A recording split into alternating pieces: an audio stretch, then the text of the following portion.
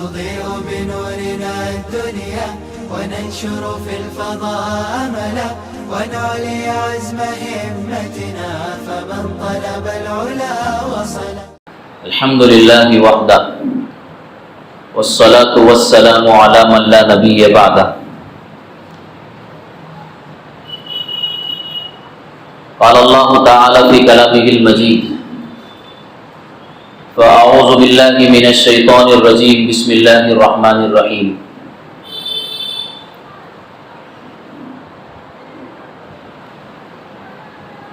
يسألونك عن الخمر والميسر قل فيهما اسم كبير ومنافع للناس قل فيهما اسم وكبير قل فيهما اسمهما أكبر من نفعهما. وقال تبارك وتعالى: إنما الخمر والميسر والأنصاب والأزلام رجس من عمل الشيطان فاجتنبوه لعلكم تفلحون. صدق اللہ العظیم.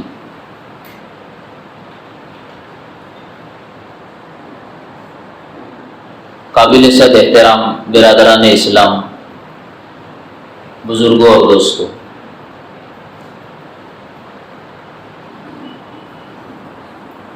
موجودہ حالات کی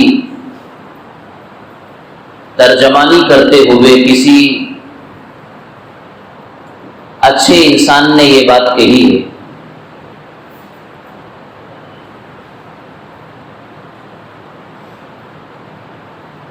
اس وقت امت اور امت کا ایک ایک فرد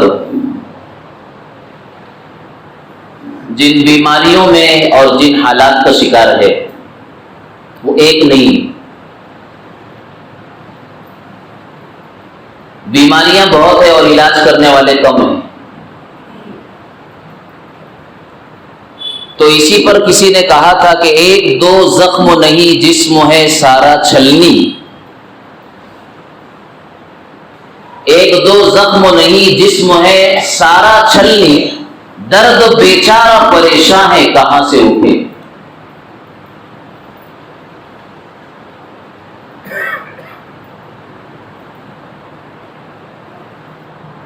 ہماری تباہی کے اسباب، ہمارے زوال اور پستیوں کی بنیادیں خود ہم نے اپنے ہاتھوں سے تیار کی ہے.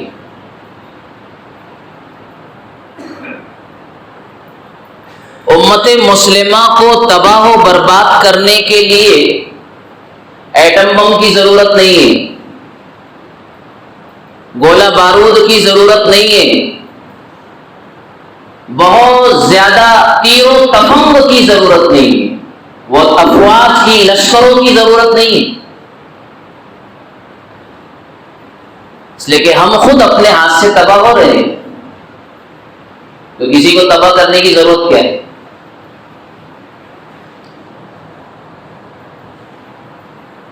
دنیا میں جو چیزیں حلال ہے وہ قیامت تک حلال رہے گی، جو چیزیں حرام ہیں وہ قیامت تک حرام رہے گی. پہلا اصول تو زندگی کا ہمیں یہ سمجھنا ہے، کسی حرام چیز کو حلال بنانے کی گنجائش امام الانبیاء سرکار دو عالم صلی اللہ علیہ وسلم کو بھی نہیں ہے. آپ اپنے جی سے جسے چاہے حلال بنا لیں، نہیں. اللہ کے نبی صلی اللہ علیہ وسلم نے ایک مرتبہ شہد کو اپنے اوپر حرام کر لیا تھا. اس کا ایک بیک گراؤنڈ ہے، پس منظر ہے.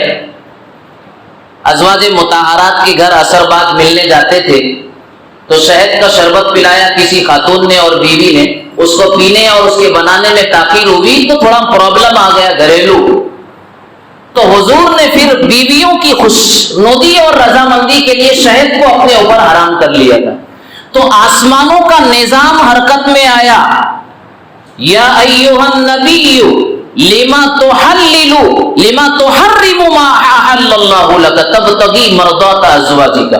اے نبی، جس شہد کو ہم نے حلال بنایا ہے آپ کی کیا جرأت و مجال ہے کہ آپ نے اس کو اپنے اوپر حرام بنا لیا. آسمانوں سے ہمارے پیارے آقا حضرت جناب محمد الرسول اللہ صلی اللہ تعالی علیہ وسلم کو تنبیہ کی جا رہی ہے. شاید حلال ہے تو حلال رہے گا، آپ کیسے کہیں گے کہ وہ حرام ہے؟ ایک اصول تو یہ سمجھ میں آ گیا. دوسرا اصول یہ سمجھیے کہ ہمارے لیے جن چیزوں کو اللہ نے حلال بنایا اس میں ہمارا نفع ہے، ہمارا فائدہ ہے، اور جن چیزوں کو رب کائنات نے، خالق فطرت نے ہمارے لیے حرام قرار دیا وہ ہمارے لیے نقصان دہ ہے، دین کے اعتبار سے بھی، دنیا کے اعتبار سے بھی، ہماری باڈی اور میڈیکل اعتبار سے بھی، اور ہمارے ایمان اور روحانیت کے اعتبار سے بھی اس میں نقصانات ہے. اسی لیے اللہ نے اس کو حرام کیا. یہ بھی ایمان کا جز ہے، اس کا حصہ ہے، یہ ماننا پڑے گا. حلال و حرام کے سلسلے میں تھرمامیٹر اگر چلے گا تو اللہ کا چلے گا، وہ شریعت کا چلے گا. ساری دنیا مل کر کے اگر شراب کو حلال سمجھ لے، شراب حلال ہو جائے گی.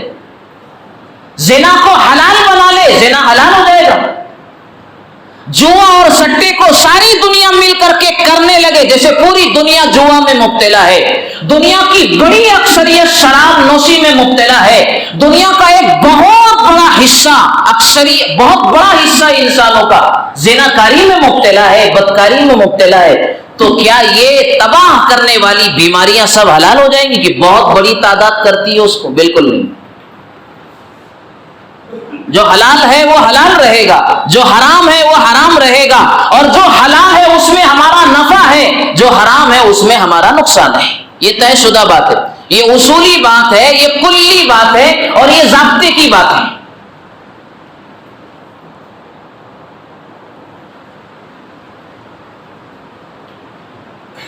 لیکن مسئلہ یہ ہے کہ دیکھو اس دنیا میں اللہ تعالیٰ نے دو چیزیں ہمارے ساتھ لگائی ہے. ایک چیز ہے ہماری ضروریات زندگی، اور ایک چیز ہے ہماری خواہشات زندگی. ضرورت دو وقت کھانے کی ہے، ضرورت اپنے جسم کو کسی کپڑے سے چھپانے کی ہے، ضرورت اس باڈی کو اور اس زندگانی کو چلانے اور آگے تک پہنچانے کے لیے کسی مکان اور رہائش گاہ کی ضرورت ہے. یہ چیزیں کم میں پوری ہو جاتی ہے. آدمی موٹا جھوٹا اگر کھانا کھا لے تو اس کا وہ زندہ رہتا ہے کہ نہیں رہتا ہے؟ معمولی قسموں کے اگر وہ کپڑے پہن لے تو اس کا جسم ڈھک جائے گا، سطر چھپ جائے گی. اور اگر وہ چھوٹے سے آشیانے میں کسی چھوٹی سی جھوپڑی میں اگر گزر بسر کر لیتا ہے، جیسے کہ دنیا میں بہت سارے افراد ایسے ہیں معمولی اور خستہ حال گھروں میں زندگی گزارتے ہیں، ان کی بھی زندگی چل رہی ہے اور آگے بڑھ رہی ہے. ان باتوں سے یہ پتہ چلا کہ ضرورت کم میں پوری ہو جاتی ہے. ضرورت کے لیے زیادہ نہیں چاہیے. اور زیادہ کس کو چاہیے پھر؟ جنہوں نے اپنے پیچھے خواہشات کا جمیلہ پالا ہے. خواجہ عزیز الحسن مجذوب رحمت اللہ علیہ، جو حضرت تھانوی رحمت اللہ علیہ کے خلیفہ تھے، وہ کہتے تھے، ایک شعر گنگناتے تھے، یہاں ایسے رہے کہ ویسے رہے. یہ یہاں کا مطلب یہ دنیا میں یہ تو عارضی ٹھکانہ ہے، چل چلاؤ کا گھر ہے، یہ جو ہے ایک مسافر کی منزل ہے، یہ آگے بڑھ جانا ہے ہمیشہ کے لیے کسی اور منزل کی طرف. تو یہاں ایسے رہے کہ ویسے رہے. کہتے تھے وہاں دیکھنا ہے کہ کیسے رہے. یہاں ایسے رہے کہ ویسے رہے، وہاں دیکھنا ہے کہ کیسے رہے. ایک ایمان والے کی سب سے بڑی فکر کا مرکز اگر کوئی زندگی میں اگر کوئی چیز ہے تو میری آخرت کیسے بنے گی، کیسے سنور جائے گی، یہ اس کی فکر کا مرکز ہے. باقی دنیا میری کیسے بنے گی اور سنورے گی یہ تو اس کا میٹر ہے ہی نہیں، یہ ہمارا میٹر نہیں ہے. 2000 روپے پگار سے زندگی چل رہی ہے. کتنی سکندر بھائی؟ 2000 روپیز فقط. کیا میں اچھا نہیں پہنتا ہوں؟ کیا میں اچھا نہیں کھاتا ہوں؟ کیا میں اچھی جگہ نہیں رہتا ہوں؟ اگر میں آپ کو ہماری خوشحال زندگی اگر کھول دوں تو آپ بھی رشک کرنے لگیں گے. ہماری خوشحال زندگی اگر آپ پر میں واضح کر دوں تو آپ رشک کرنے لگیں گے. کہیں ڈاکہ نہیں ڈالا ہم نے, کہیں چوری نہیں کی ہم نے, کسی کا نہیں دبایا ہے. اگر کسی کا ہو تو سامنے آ کر وہ مطالبہ کر سکتا ہے. اللہ تعالیٰ نے قرآن میں کہا ہے وَمَا مِن دَابَّةٍ فِي الْأَرْضِ إِلَّا عَلَى اللَّهِ رِزْقُهَا وَيَعْلَمُ مُسْتَقَرَّهَا وَمُسْتَوْدَعَهَا. روئے زمین پر رزق کے ذمہ داری کا اللہ نے بیڑا اٹھایا ہے نا, اللہ نے بیڑا اٹھایا ہے. پھر لوگ جو خودکشی کر رہے ہیں. رزق کی ذمہ داری تو اللہ نے لے رکھی. کسی کہنے والے نے یہ بات کہی تھی کہ رزق کسی کا چھوٹ نہیں سکتا ہے خلاق اکبر سے. خلاق اکبر اللہ کی ذات ہے. رزق کسی کا چھوٹ نہیں سکتا خلاق اکبر سے. صفی پتھر کے کیڑے کو غذا ملتی ہے پتھر سے. پتھروں سے غذا دینے والا ہمارا خدا ہے. رزق کی ذمہ داری لے کر کے دنیا میں ہماری آنکھ کھولی ہے اللہ تعالیٰ نے. لیکن اس دنیا میں اور زندگانی میں سب سے بڑا چکر اگر مجھے اور آپ کو اگر ہو گیا ہے, یا دنیا میں جینے اور بسنے والے انسانوں کو اگر ہو گیا ہے, وہ روزی کا ہے, یعنی رزق کا ہے. لیکن یاد رکھو رزق جو اللہ دیتے ہیں ضرورتیں اس میں پوری ہو جاتی ہے, لیکن خواہشات کبھی پوری نہیں ہو سکتی. آج پرابلم یہی ہے, ہماری پٹری زندگانی کی, ہماری گاڑی زندگانی کی پٹری سے اسی لیے اتری ہوئی ہے کہ ہم نے ضروریات زندگی کی جگہ پر خواہشات زندگی کو ڈال دیا, اور خواہشات کبھی پوری نہیں ہو سکتی. اب خواہش پورا کرنے کے لیے چوری, خواہش پورا کرنے کے لیے اب اسے جوا اور سٹا زیادہ آ جائے گا نا. ایک دم راتوں رات امبانی ہے کہ نہیں, اڈانی اور وجے مالیا لے کے بھاگنے والے, ملک کو کنگال کرنے والے, راتوں رات فائنانس پہ یہ اٹھانا ہے, فائنانس پہ وہ اٹھانا ہے, جگاڑ. آدمی کو اپنی خواہشات کو جب پورا کرنا ہے تو خواہشات کو پورا کرنے کے چکر میں اس وقت تو انسان حلال و حرام کی تمیز بھول چکا ہے, بھول گیا وہ, کیونکہ اس کی خواہش ختم ہونے کا نام نہیں لیتی. اب حدیث پاک صلی اللہ علیہ وسلم سے آپ سمجھیے حضور اکرم صلی اللہ علیہ وسلم نے کتنا کلیئر زندگی کا پکچر یا زندگی کا نقشہ کھینچا ہے ہمارا. حضور فرماتے ہیں لو کان لابن آدم وادیا من ذهب يحب ان يكون له وادیان. جو لوگ زیادہ کے چکر میں ہیں ان کے لیے اللہ کے نبی صلی اللہ علیہ وسلم کا یہ فرمان ہے, رات بھی اسی میں کروٹیں جاتی ہے, دن کی تگ و دو ساری اسی کے چکر میں ہے. حضور فرماتے ہیں اگر ابن آدم کو ایک وادی سونے کی مل جائے, ایک وادی, وادی بولے تو ایک پہاڑ کو کہتے ہیں, سونے کا مل جائے, اگر مل جائے, یحب ان یکون لہ وادیان, وہ تب بھی اس کی خواہش, اچھا, اس کی چاہت یہ ہوگی کہ دو ہو جائے. اب بتائیے کس پر بس کرنے والے ہم, رکنے والے ہیں, خواہشات رکنے والی, تب بھی وہ چاہیں گا کہ دو مل جائے. ابھی تو 10 گرام 50,000 گولڈ, 10 گرام ایک وادی, ایک پہاڑ سونے کا مل جائے, کوئی اندازہ ہے اس کی قیمت کا اور اس کی لاگت کا, تب بھی اس کی چاہت یہ ہوگی کہ دو ہو جائے.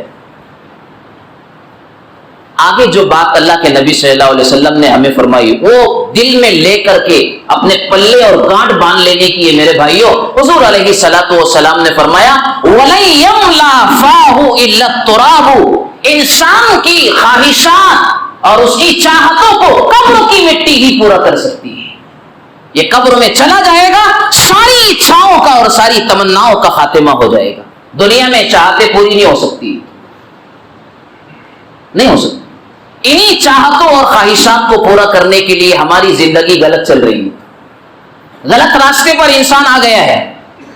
اب خواہش پورا کرنا ہے تو اسے قرض لینا ہے، اب قرض دیا نہیں جاتا، کیونکہ خواہش تو ایک پوری نہیں ہوتی دوسری کھڑے ہوتی ہے، ایک کو پورا نہیں کر پاتا کہ دوسری آنکھ اٹھاتی ہے اور سر ابھارتی ہے، تو اس کے لیے قرض کے لیے آدمی چلتا ہے، آگے بڑھاتا ہے۔ قرض اس سے دیا نہیں جاتا تو پھر جو ہے جب ٹارچر ہوتا ہے، ذہنی طور پر ڈپریشن کا شکار ہو جاتا ہے، ذہنی طور پر وہ تناؤ میں آ جاتا ہے، سماج میں اس کی آبرو اور عزت کو کسی بھی نکڑ پر اور چوراہے پر جو اس سے قرض کا مطالبہ ہوتا ہے تو وہ بیچارہ تنگ ہو کر کے، پریشان ہو کر کے خودکشی کا راستہ اختیار کرتا ہے۔ اس قرضوں نے اس کو خودکشی تک پہنچا دیا۔ ہمارے شہر میں خودکشیاں بہت ہو رہی ہیں، اور صرف ہمارے شہر میں نہیں ہو رہی ہے، پورے ملکوں کا مسئلہ ہے، پوری دنیا کا مسئلہ ہے۔ لیکن ہمارے یہاں پہلے ایسا نہیں ہوتا تھا، لیکن اب ہو رہا ہے۔ ہمارے پڑوسی قریب کے جو ہے شہر جلگاؤں کی رپورٹ ہے، 5.5 مہینے کے اندر 24 مسلمانوں نے خودکشی کی ہے۔ صرف 5.5 مہینے کے اندر 24 لوگوں نے خودکشی کی، اور ایک واقعہ سن کر کے تو آپ دہل جائیں گے، اور دہلنا چاہیے ایمان والے کو۔ ایک عمر دراز آدمی نے اپنے گھر میں سوسائڈ کی اور جو ہے اس نے اپنے آپ کو ختم کیا۔ اس کا ریزن اور اس کی بنیاد یہ بنی کہ بوڑھے باپ کو گھر کے جوان بچوں نے اور بیوی نے بھی الگ تھلگ گھر میں چھوڑ دیا اور کہیں اور جا کر رہے۔ 3 دن سے فاقہ کشی کرتے ہوئے اس نے مجبور ہو کر خودکشی کر لی۔ بوڑھے پسند نہیں آتے اب اولادوں کو۔ یورپ میں جو مصیبت چلی ہے، اولڈ ہاؤس، بوڑھے ماں باپ کو کسی ہوم اور کسی جو ہے کہنا چاہیے ہاؤس میں اور کسی جگہ پر رکھ دو، سرکاری طور پر اس کا منتھلی خرچہ دیتے رہیں گے، کیونکہ اب ان کی کھانسی برداشت نہیں ہوتی، ان کا آواز لگانا برداشت نہیں ہوتا، ماں باپ کی خدمت سے جی چرانا ہے، ان کا خرچہ برداشت کرنا یا ان کی آوازیں پسند نہیں آتی۔ یہ ساری بنیادوں پر بچے اپنے ماں باپ کو اولڈ ہاؤس میں کسی ایسے سرکاری جو ہے کہنا چاہیے گھر میں چھوڑ آتے ہیں جہاں اجنبی لوگ ان کی دیکھ ریکھ کریں گے، اور کبھی کبھار یہ ملنے چلا گیا تو چلا گیا۔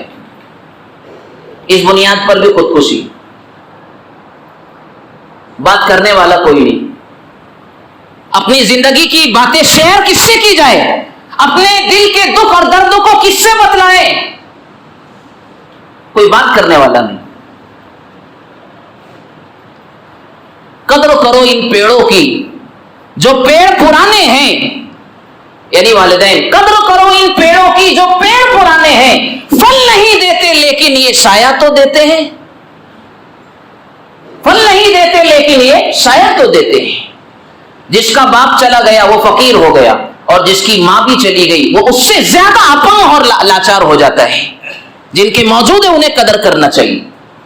حضرت موسیٰ علیہ السلام جب کوہ طور پر پہنچتے، پہلے سے جاتے تھے، والدہ کا انتقال ہو گیا، اور اس کے بعد جب کوہ طور پر پہاڑ پر اللہ سے ہم کلامی کرنے کے لیے پہنچے تو اللہ کی طرف سے آواز آئی، موسیٰ سنبھل کر کے آنا، اس لیے کہ پہلے جب تو آتا تھا تیری ماں زندہ تھی، تیرے لیے دعائیں کرتی تھی، اب تیری ماں دنیا میں نہیں رہی ہے، اس لیے تیرے قدم لڑکھڑائیں گے تو ادھر دعا کرنے والا کوئی نہیں۔ اسی لیے کسی کہنے والے نے کہا تھا، دور بیٹھا کوئی تو دعائیں دیتا ہے، میں ڈوبتا ہوں سمندر اچھال دیتا ہے۔ تو ہمارا نوجوان نشے میں آ گیا، ہمارا نوجوان سٹا اور جگار میں آ گیا۔ سٹا جگار کھیل کر کے کس نے بلڈنگ بنائی بتاؤ میرے کو؟ کس نے سکون کی زندگی پائی؟ آپ ایک مثال بتا دو، سکون اس کو مل گیا ہو، دولت اگر آ بھی گئی ہو اس کے پاس غلط راستے سے، سٹے کے راستے سے، جگار کے راستے سے آ بھی گئی اگر، تو اس کی زندگی کا سکون مجھے بتا دو آپ۔ ورنہ اگر زندگی کا سکون ہم سے اگر آپ پوچھنا چاہے تو ہم دوپہر میں 3 گھنٹہ سوتے ہیں، 3 گھنٹہ۔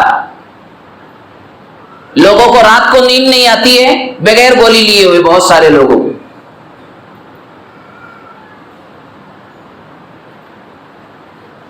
تو غلط راستے پر ہمارا نوجوان چلا، اس کی بنیاد کیا ہے؟ بنیاد میں آپ کو بتایا، خواہشات لگا رکھی ہم نے پیچھے. اب خواہش خود کی بھی ہے، بہت اچھے مکان میں مجھے رہنا ہے، بہت بھاری کپڑے پہننا ہے، زندگی کے لوازمات بہت اونچے اونچے مجھے معیاری رکھنا ہے، لائف اسٹائل میرا اس کا اسٹینڈرڈ بہت ہائی لیول ہو گیا ہے. تو یہ زندگی اپنے لائف اسٹائل کو بہت زیادہ ہائی لیول کرنے کے لیے تو ہے نہیں، یہ تو ختم ہو جانے والی زندگی ہے. ایک ایمان والے کو بنیادی طور پر یہ بات اپنے پیش نظر رکھنا ہے. خواہشات پوری نہیں ہو سکتی ہے زندگانی میں. کچھ لوگ کہتے ہیں شراب اس لیے پی لیتے ہیں، نشہ کرتے ہیں ہمارے نوجوان، کتا گولی کا نشہ. ایک سب سے پہلے میں نے مالیگاؤں میں سنا تھا کتا گولی، ہیروئن کا نشہ، گردہ، چرس، افیون، یہ جتنی بھی نشہ آور چیزیں ہیں جن کو منشیات کہا جاتا ہے، ہمارا نوجوان اس میں تباہ ہو رہا ہے. اسی لیے میں نے شروع میں کہا ہمیں تباہ کرنے کے لیے کسی لشکر کی اور کسی فوج کی اور کسی تیر و تفنگ کی اور کسی اور ایٹم بم کی ضرورت نہیں ہے، ہم خود تباہ ہو رہے ہیں اپنے ہاتھوں سے. تو نشہ اس لیے کرتے ہیں بولے ٹینشن دور ہو جائے گا، قرضے ہیں، الجھن ہے، پریشانی ہے تو ذرا دور ہو جائے گی. وقتی طور پر آدمی اس سے ریلیکس ہوتا ہے، وقتی طور پر، لیکن اس کے نقصانات کا اس کو اندازہ نہیں. یہ بات حضرات صحابہ کے ذہن میں بھی آئی تھی، جو آج جواب دیا جا رہا ہے نا کہ نشہ ہم اس لیے کر لیتے ہیں کہ یار ذرا تھوڑا سکون میں آ جائیں گے، ریلیکس ہو جائیں گے، ذرا ڈپریشن اور ذہنی تناؤ کم ہو جائے گا. لیکن اس کے بعد جب اترے گا تو اب تو گھبرا کے کہتے ہیں کہ مر جائیں گے، مر کے بھی چین نہ آیا تو کدھر جائے گے؟ نشہ اترنے کے بعد کدھر جائے گی؟ تو یہ بات حضرات صحابہ کے ذہن میں بھی کھٹکی. اللہ کے نبی صلی اللہ علیہ وسلم سے سوال کیا، جو آیت میں نے خطبے میں پڑھی، یسألونک عن الخمر والمیسر، کہ صحابہ آپ سے یعنی اللہ کے نبی صلی اللہ علیہ وسلم سے شراب اور جوئے کے بارے میں پوچھتے ہیں، تو آپ بتائیے اس میں کیا مسئلہ ہے. یعنی صحابہ کو تھوڑی دیر کے لیے انہیں بھی ایسا لگتا تھا کہ اس میں فائدہ تو ہے کچھ نہ کچھ. بہت شراب پی جاتی تھی نا عرب میں، تو حرام ہونے سے پہلے عرب میں، پورے عرب میں خوب شراب پی جاتی تھی.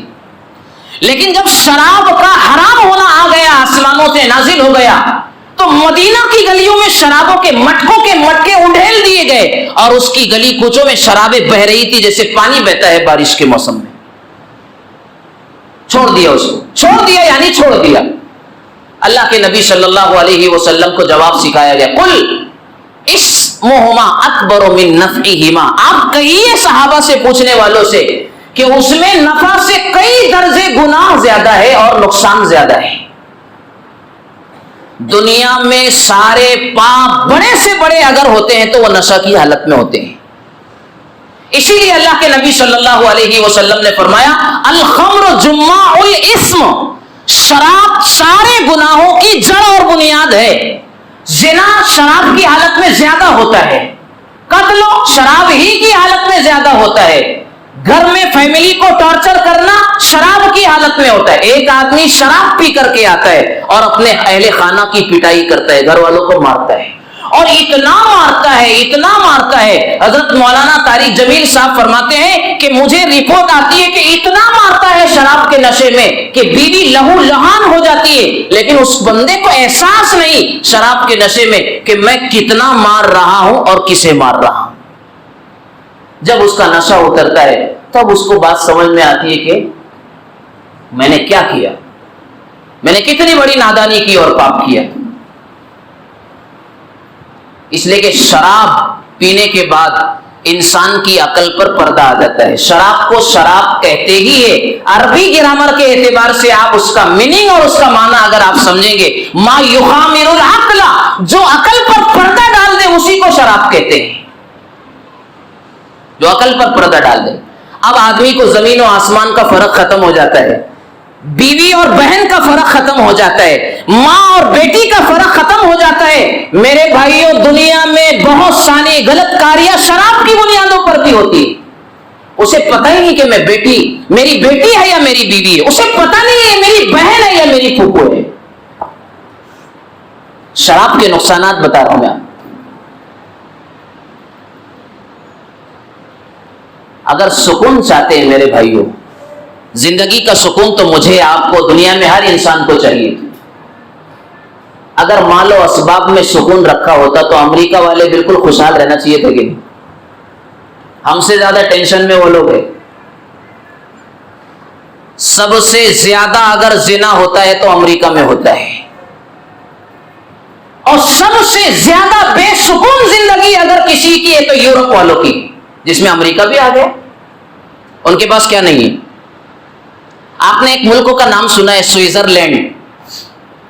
اتنا خوشحال ملک ہے کہ وہاں کا ایک باشندہ اگر 6 سال تک اگر کوئی کام نہ کرے, گورنمنٹ میں اتنی طاقت ہے کہ پوری جنتا کو اور پورے پریوار کو وہ سنبھال سکتی ہے. پورے سوئٹزرلینڈ کی جنتا کو 6 سال تک سنبھالنے کی طاقت گورنمنٹ میں ہے, نہ کام کرے تو.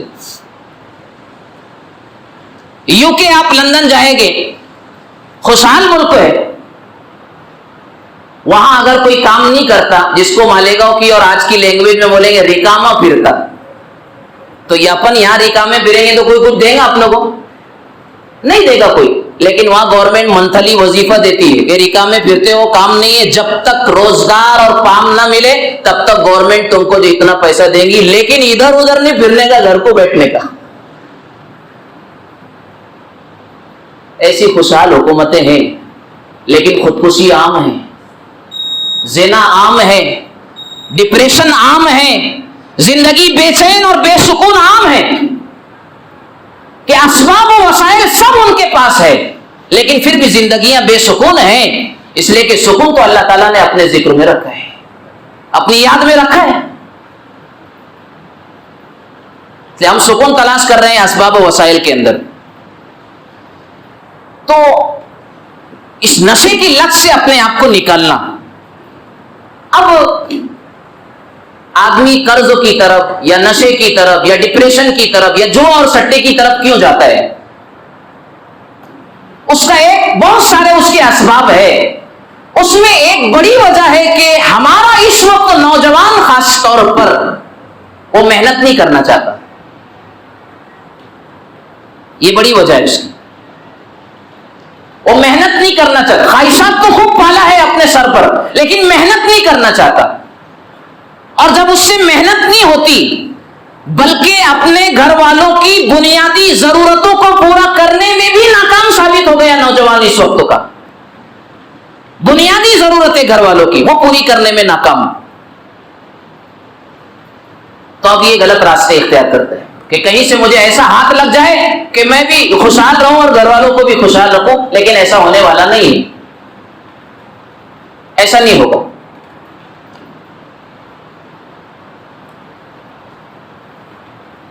اب جوا کھیلنا کا عادی بن گیا, جو اس کے پاس تھا وہ بھی ہار گیا, اب ہارتے جا رہا ہے. ہارنے کے بعد اپنا گھر بھی داؤ پہ لگا دیتا ہے, اور اس کے پاس جو کچھ ہے سب اس کو داؤ پہ لگا دیتا ہے, پھر بھی اس کو خوشحالی نصیب نہیں ہوتی ہے. اب سامنے والے سے اس کو دشمنی پیدا ہو جاتی ہے جو جیت رہا ہے اس کے مقابلے میں.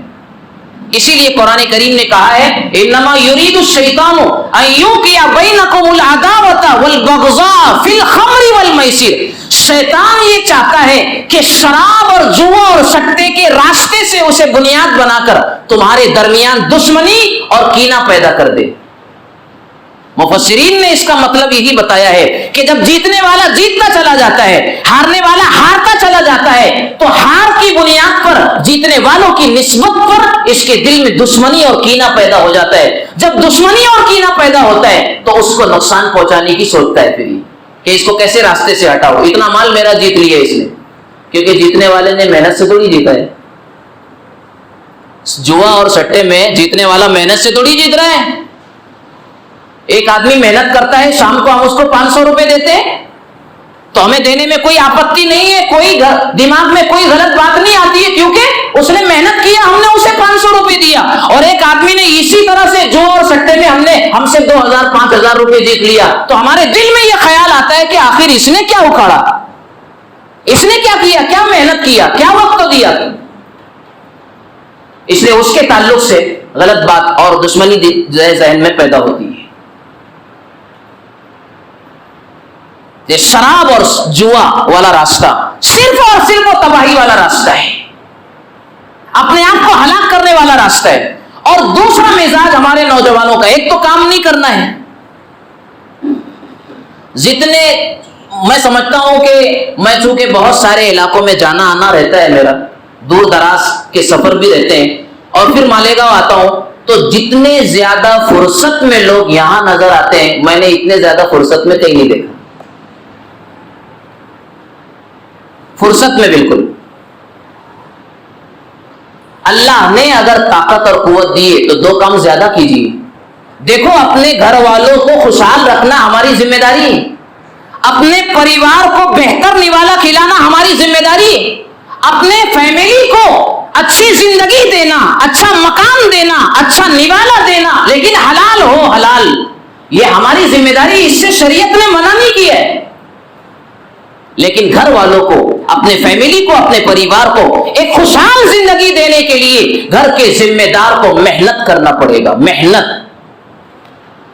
اللہ کے نبی صلی اللہ علیہ وسلم نے اسی کی پذیرائی فرمائی ہے کہ سب سے زیادہ طیب اور پاکیزہ کمائی وہ ہے جو انسان اپنے ہاتھوں سے محنت کر کے حاصل کرے اور کمائے, وہ سب سے زیادہ پاکیزہ کمائی ہے.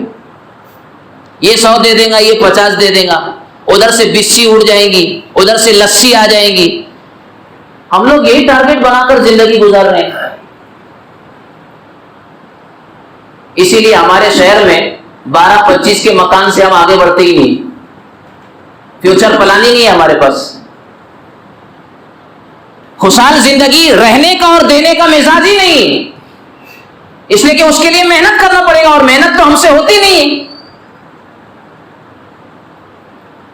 اس امت کو اللہ کے نبی صلی اللہ علیہ وسلم نے محنت پر ڈالا ہے, محنت پر ڈالا. صحابہ فاقے سے تھے, ابتدائی دور کی بات بتا رہا ہوں میں. صحابہ فاقے سے تھے, فاقے سے. کھانے کو ٹائم ٹو ٹائم ملتا نہیں تھا صحابہ کو, تو رسول اللہ صلی اللہ علیہ وسلم نے ان سے اس زمانے میں فرمایا تھا, اطعموا الطعام, لوگوں کو کھانا کھلاؤ. ظاہر سی بات ہے, کھانا وہی کھلا سکتا ہے جس کے گھر میں خود کھانے کو ہو, کھانا وہی کھلا سکتا ہے جس کی روزی مضبوط ہو, کھانا وہی کھلا سکتا ہے جو خوشحال زندگی گزارتا ہو. لیکن حضور اکرم صلی اللہ علیہ وسلم نے ان فاقہ مست صحابہ سے کہا تھا, لوگوں کو کھانا کھلاؤ. یہ اشارہ تھا اس بات کی طرف کہ اس امت کو اللہ کے نبی صلی اللہ علیہ وسلم نے لینے والا نہیں دینے والا بنا کر کے چھوڑا تھا, کہ تم میری امت ہو, میں لینے کے لیے نہیں, دنیا کو بانٹنے اور دینے کے لیے آیا ہوں. اور دینے والا آدمی اسی وقت بن سکتا ہے جو اللہ کے احکام کو پورا کرے گا اور جو محنت کے راستے پر اپنی زندگی کو ڈالے گا, وہ دینے والا بن جائے گا. آدمی سوچے تو صحیح. شراب اور جوا کھیلنے والے حضرات یا تو اپنے آپ کو ہلاک کر رہے ہیں یا اپنے پریوار کو تکلیف دیتے ہیں, خود کو ہلاک کرتے ہیں یا گھر والوں کو ستاتے ہیں. ہمارے شہر میں ایک مزاج ہمارے نوجوانوں کا خاص طور پر بڑی تعداد ہے ایسی, ان کا ایک مزاج ایسا بنا ہے, شام کا کھانا ہوٹل میں کھائیں گے ہم. اسی لیے اندرون شہر کی ہوٹلیں اور بیرون شہر کی ہوٹلیں سب آباد ہے, 10-15-20 منٹ کے ویٹ کیے بغیر نمبر نہیں لگتا. برابر. گھر والے کھچڑی کھائے یا چٹنی کھائے یا دوپہر کا جو ہے باسی کھائے, کوئی ٹینشن نہیں اپنے کو. اپن تو جو ہے وہاں پر بہترین کھانا ہے اپنے کو دوستوں میں. یہ وہ زمینی حقیقتیں ہیں جس سے ہمارا سماج میرے بھائیوں تباہ ہو رہا ہے.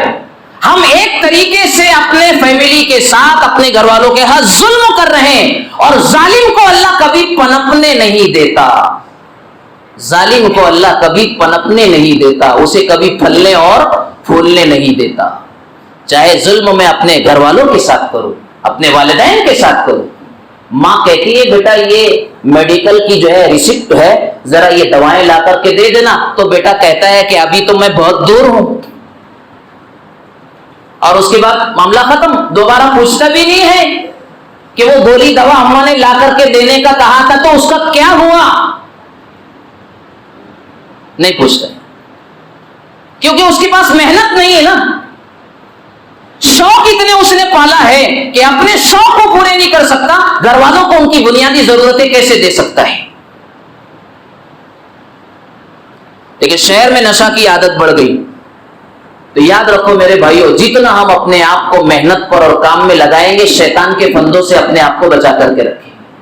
جو لوگ فرصت میں ہوتے ہیں، شیطان انہی کے پاس ڈیرے ڈالتا ہے، انہیں سجاتا ہے، انہیں بہکاتا ہے، انہیں غلط راستے پر چلنے کے لیے اکساتا ہے اور ڈالتا ہے۔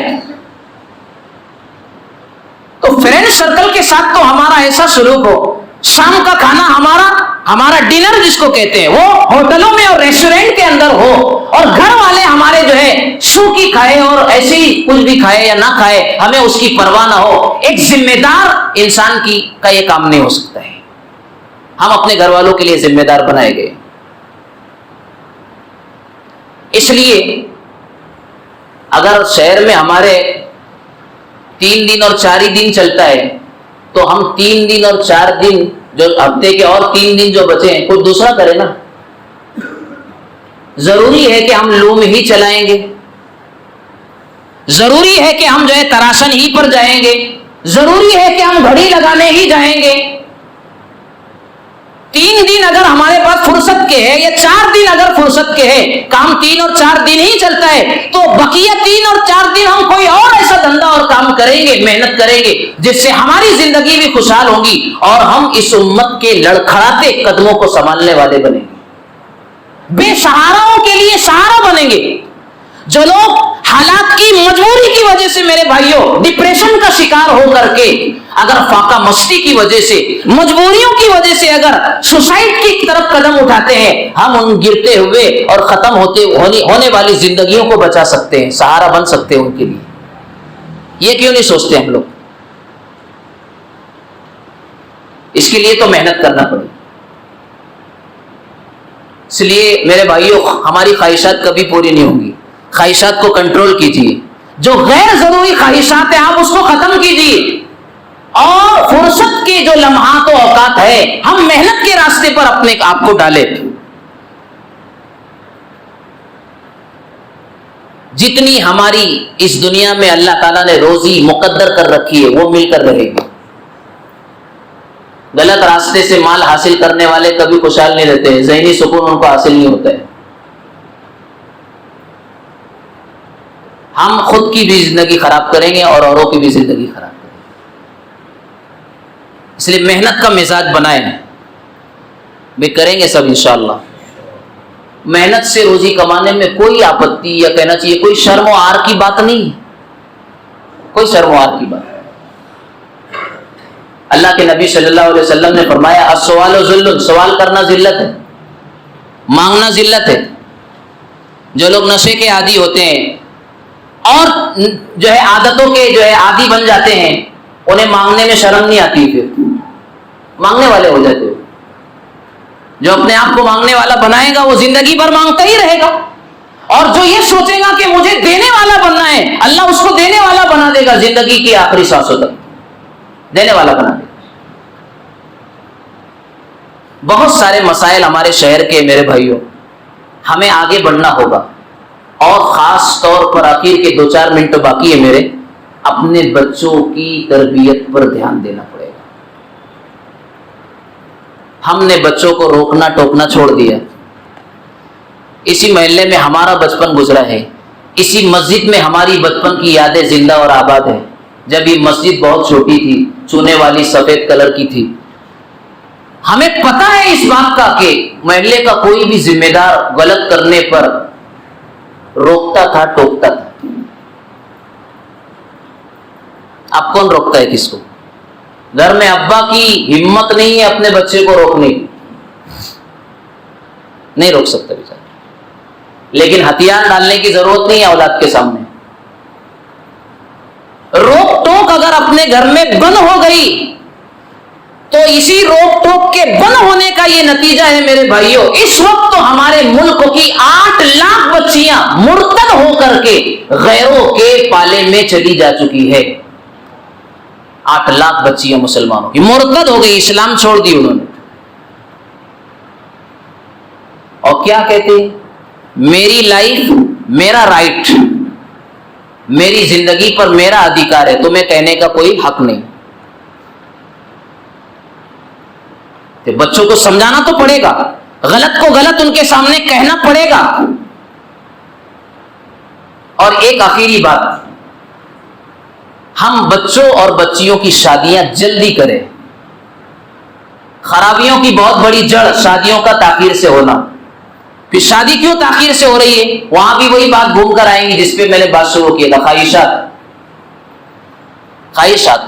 شادی میں سارے ارمان پورے کرنے ہیں, بولے یہاں کی لینگویج, سارے ارمان پورے کرنے ہیں. پھر بڑے بڑے مطالبات, شادی مہنگے خرچے والی, بچیوں کی زندگیاں تباہ ہو رہی ہے اور زنا کے راستے پر نئی نسل چل پڑی. ایک مفتی رشید صاحب مفتاحی ہے, انہوں نے اپنے یوٹیوب چینل پر ایک لڑکی کا خط ڈالا ہے. خط, آپ اگر اس خط کو سن لیں گے تو آپ کا دل دہل جائے گا, رونگٹے کھڑے ہو جائے گی. میری عمر 35 سال کی ہو گئی, میرے ماں باپ میری شادی کی فکر نہیں کرتے ہیں. بہت سارے اچھے رشتے آتے ہیں لیکن میرے ماں باپ ٹھکرا دیتے ہیں. کیوں ٹھکرا دیتے ہیں؟ رشتہ آتا جو ہے وہ اچھا بھی ہوتا ہے, مناسب بھی ہوتا ہے, لیکن میری عمر ڈھلتے ڈھلتے ڈھلتے 35 سال ہو گئی ہے.